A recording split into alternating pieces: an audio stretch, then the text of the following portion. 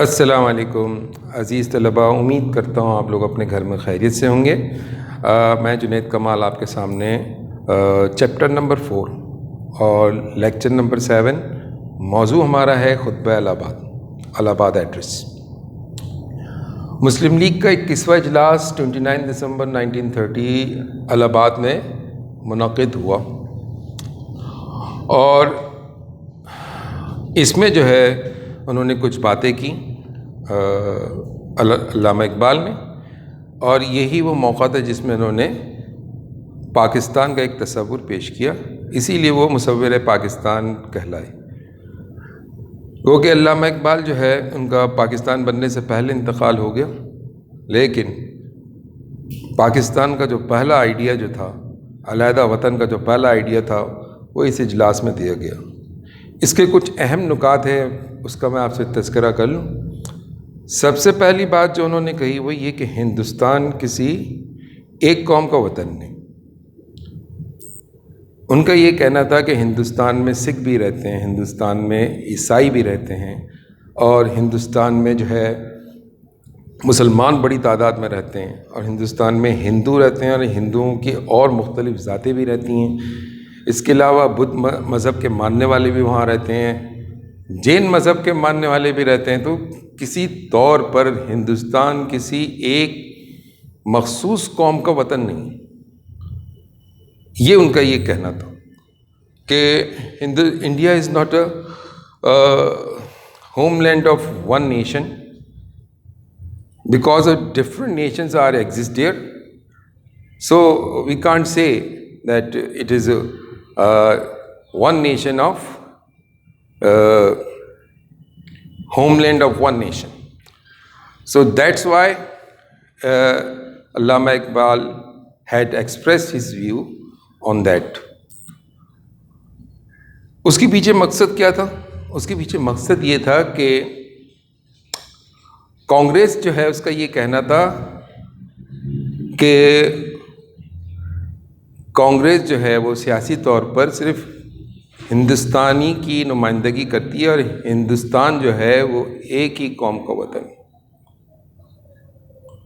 کانگریس نے مطلب کلیئرلی اپنا یہ ڈکلیئر کر دیا تھا کہ Congress is the only party who is the sole representative of Indian nation. اور یہ مطلب گاندھی جی اور نہرو اور جتنے ان کے مشہور رہنما تھے ان سب کا یہ آئیڈیا تھا۔ تو علامہ اقبال نے در حقیقت ان کو یہ جواب دیا تھا کہ ہندوستان کے اندر مختلف قسم کی قوم موجود ہیں، کسی ایک قوم کا وطن نہیں۔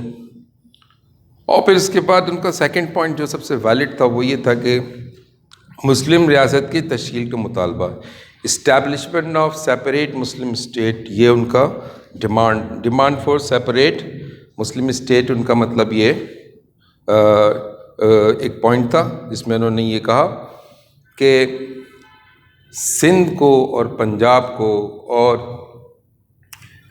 NWFP جو صوبہ سرحد ہے اس کو اور بلوچستان کو، ان سب علاقوں کو اگر ملا دیا جائے تو ایک علیحدہ وطن مسلمانوں کا بن سکتا ہے۔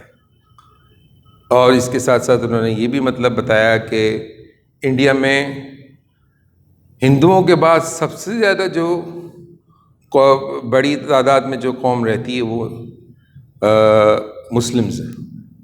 تو چونکہ مسلم میجورٹی جو ہے مطلب پاپولیشن میں ہے، تو لہذا ان کا ایک علیحدہ وطن بھی بن سکتا ہے۔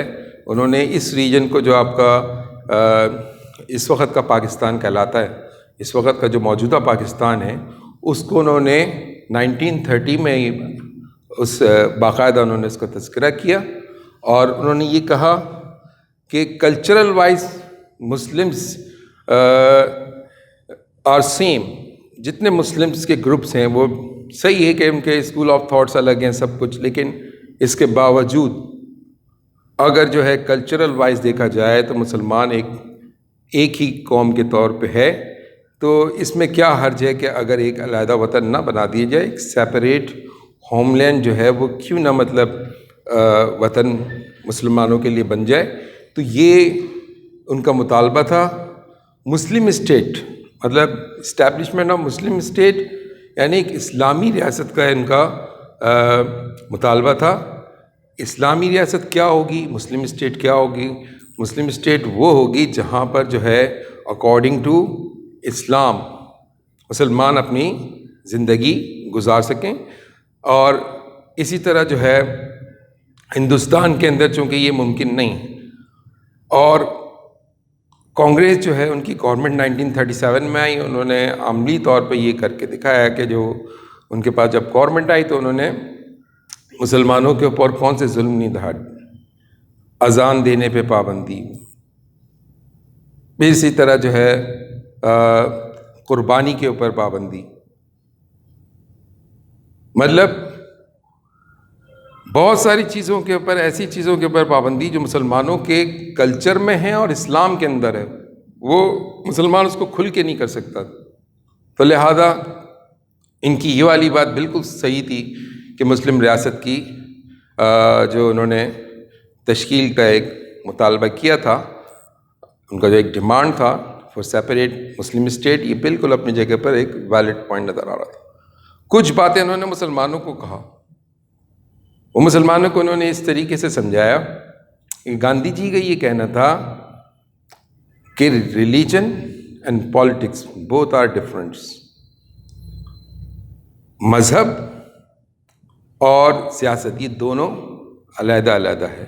یہ کانگریس کا ایک نظریہ تھا جو مطلب گاندھی جی بھی اس کو مانتے تھے، نہرو ہو گئے وہ اس کو مطلب اس چیز کو مانتے تھے. اسی لیے ان کے کانگریس کے اندر ہر قسم کے لوگ شامل تھے، کیونکہ وہ یہ ان کا یہ کہنا تھا کہ ریلیجن جو ہے وہ بالکل ہی ایک الگ چیز ہے، اور ایک اپنا مطلب مذہب جو ہے وہ ایک علیحدہ چیز ہے اور سیاست ایک علیحدہ چیز ہے. جبکہ علامہ اقبال کا کہنا کچھ اور تھا. علامہ اقبال نے واضح طور پہ یہ کہہ دیا تھا کہ سیاست اسلام کا حصہ ہے، politic is a part of religion, politic is a part of Islam. مطلب حضور نے جو ہے نہ صرف سیاست کی ہے اور مطلب حکومت کو باقاعدہ جو پہلی اسٹیٹ جو ہے مدینہ کی ریاست وہ مطلب رسول اللہ صلی اللہ علیہ وسلم نے قائم کی. تو وہ مذہب سے کیسے جو ہے سیاست کو آپ علیحدہ کر دیتے ہیں، یہ مطلب ان کا واضح طور پہ کہنا تھا. اور اس پلیٹ فارم میں انہوں نے یہی کہا کہ کسی طور پہ آپ اس کو دین اور سیاست کو آپ علیحدہ نہیں کر سکتے. یہ مسلمانوں سے کہنا تھا. پھر اس کے بعد آگے اسی بات کو انہوں نے اپنی اسی دلیل کو اور مزید مضبوط کرنے کے لیے ایک مشہور جملہ انہوں نے کہا، Islam is a complete code of life. اسلام مکمل ضابطہ حیات ہے. کمپلیٹ کوڈ آف لائف کا مطلب ہے کہ ہر چیز اسلام کے اندر موجود ہے. مسلمانوں کا رہنا، مطلب مسلمانوں کا معاشرہ، سوسائٹی اسلامک سوسائٹی ہو گیا. Islamic social norms and values, مسلمانوں کے جو ہے جو اقدار ہیں معاشرتی اقدار وہ، اور اس کے علاوہ معیشت، اکنامکس، اس کے علاوہ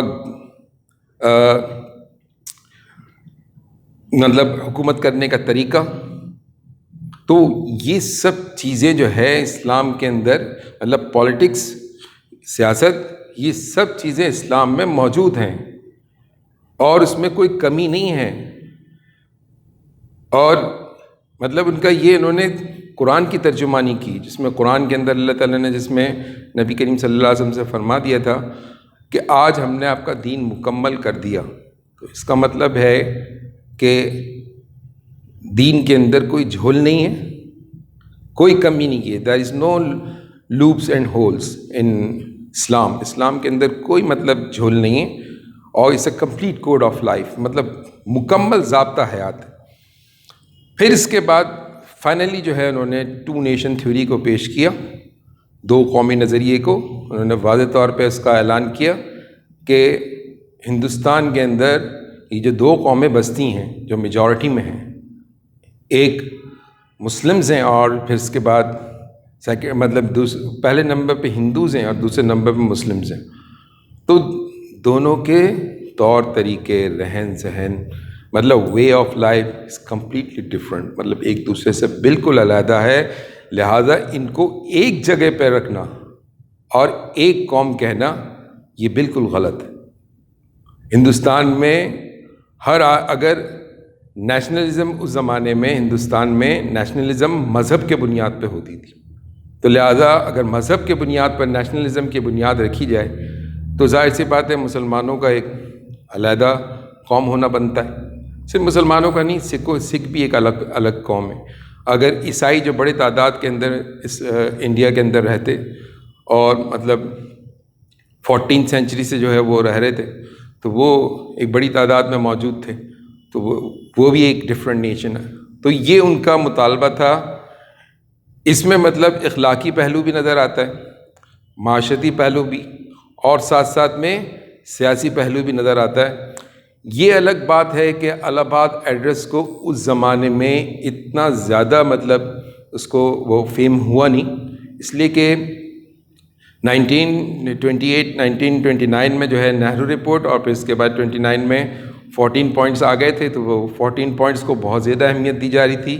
علامہ اقبال کی اس مطلب جو ان کی کوششیں تھیں اس کو اتنا سراہا نہیں گیا، لیکن بعد کے لوگوں نے جو مطلب علامہ اقبال کے ساری چیزوں کو جنہوں نے جمع کیا، جو ان کے اسپیچز تھے، ان کے ایڈریسز تھے، ان کے شاعری کو جب جمع کرنا شروع کیا، تو پھر اس کے بعد یہ بات سمجھ میں آئی کہ مسلم لیگ کا جو مطلب جو اجلاس تھا اس میں علامہ اقبال نے مسلمانوں کے پورے مسئلے کا حل نہ صرف بتایا اور بہت اچھے طریقے سے بتایا.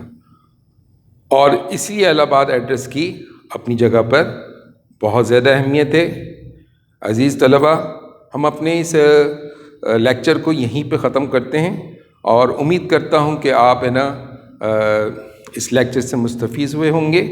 تو فی الحال میں آپ سے اجازت چاہتا ہوں. اپنے نیکسٹ لیکچر کے ساتھ میں انشاءاللہ حاضر ہوتا ہوں، جس میں الہ آباد ایڈریس کی تھوڑی سی اہمیت، اور اس کے علاوہ اس دور کے اندر ایک اور پولیٹیکل ایونٹ جو ہو رہا تھا گول میز کانفرنس کے نام سے، راؤنڈ ٹیبل کانفرنسز، اس کے بارے میں انشاءاللہ آپ کو بتاؤں.